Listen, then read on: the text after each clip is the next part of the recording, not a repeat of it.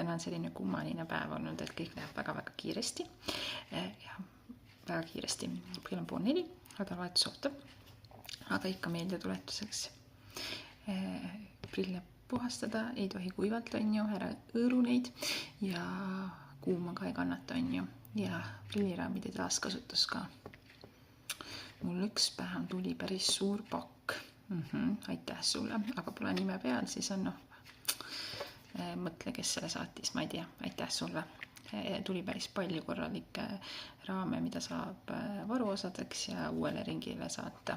Nii et ja ootan neid pakke endiselt. Peaks nendest pakkidest avamisvideosi hakkama tegema, siis olen teil rohkem meeles, et ma ootan neid teise ringi prille. Aga kohtume uuel nädalal jälle.